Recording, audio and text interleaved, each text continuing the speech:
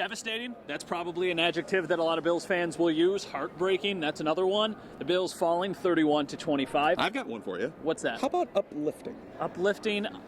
They came close. They did come close, and Joe Biscaglia here is going to be Mr. Optimistic today. Well, listen, I mean, after what I saw from the Bills against both the Dolphins and against the Patriots, yes, without question, having them come out and perform the way that they did, specifically on the offensive side of the ball, leads me to have some optimism for them going forward, specifically with one man, Tyrod Taylor. I mean, you can't help but notice what he was able to do on the game. I mean, third down throw to Robert Woods on the final drive of the game. Gorgeous. It was gorgeous it was absolutely incredible. And then there were other throws in the game. I remember one throw where he feathered it over a linebacker's arms to Goodwin right along the sideline, cradled it in. I mean, there was a lot of examples of that. There were. That's why there should be some optimism. But it does, I will admit, for Bills fans, it has to feel like the rug got pulled out from right underneath them. I mean, it ended right here. Mm-hmm. So we were watching the game in the final minutes, and as they progressively went down, and I think after that Robert Woods catch happened, and then they got the roughing the passer penalty, and then they moved up, we started talking, they're going to do this. This is going to happen. Well, I don't know about that. We were talking, So then they run the play with LaShawn McCoy, and then Seattle starts taking the timeouts, and you're like, okay, what are they going to do? What's going to happen? That sack turns out to be an absolutely devastating penalty, or a devastating play, and then it ends how it does. So much controversy in this game. You were in the press conference room. What did Rex say about everything after the game? Because that was an absolute mess. Yeah, Rex was on fire about the end of the first half specifically. But quickly on that final drive, before we get into what Rex had to say, what he really kind of held back on, it seemed like at times. That injury to Eric Wood, which, by the way, broken leg, likely done for the year, that injury to him is going to be what you look at on that final drive as a reason why it all blew up. Because Groy got destroyed. Well, Ryan Groy and even John Miller struggled in the middle. And you would have to think that John Miller, who has had a good season this year, because he didn't have Eric Wood right next to him, because a lot of this is camaraderie based with the offensive line. You depend on the other guy to be there where he is. And if he's not, then you're kind of thrown off a little bit. So John Miller got beat.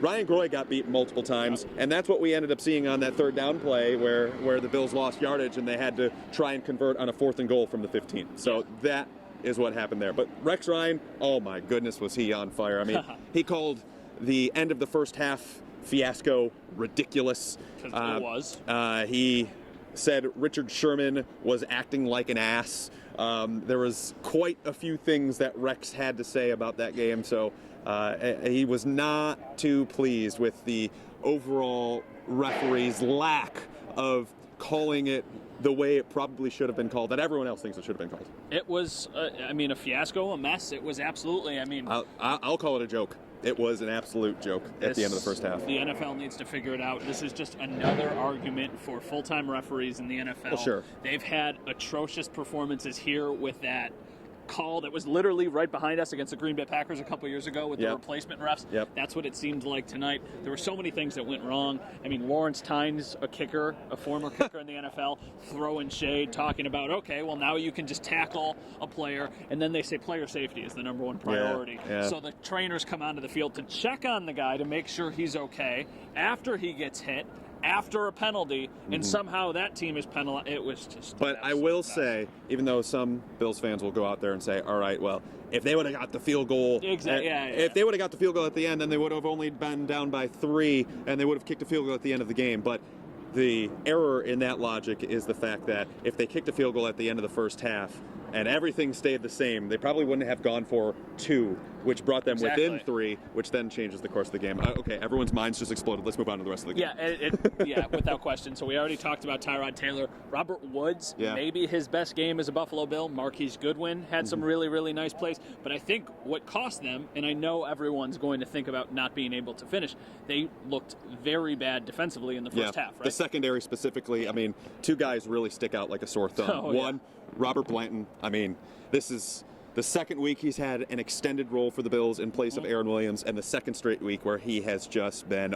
awful. And then Ronald Darby, Rex Ryan said after the game that he was sick and that was on him, that they should have took him out of the game sooner than they did, but Darby just wasn't good.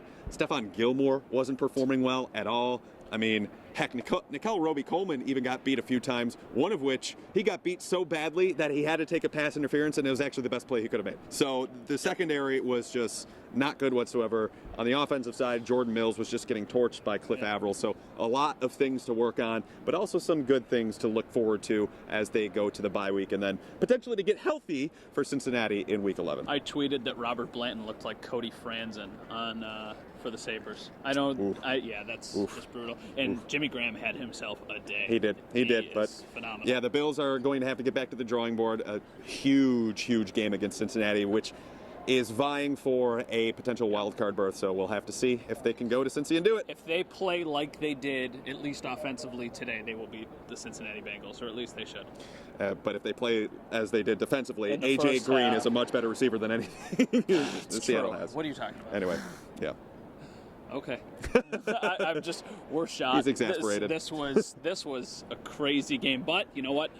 Even though the officiating was terrible, this was a really, really good, entertaining football game. Yep. And primetime needed that because there's been some stinkers these last couple weeks. There sure has, but, the Bills, they showed well. And I said at the beginning, this is as good of a loss as you possibly could have, having a 4-5 record heading into the bye. So they have some things to work with, but also some things they need to work on too. Clearly, we didn't know what was going to happen, so I'm going to let you just finish everything off for us. Okay. Well, yeah, the Bills taking on the Cincinnati Bengals in Week 11. They've got a bye week squeeze in between, and hey, maybe the return of Sammy Watkins to practice sometime soon. We'll have to see. A lot of it coming up, and from Seattle at CenturyLink Field, from Matt Bove, I'm Joe Biscaglia. We'll talk to you next time.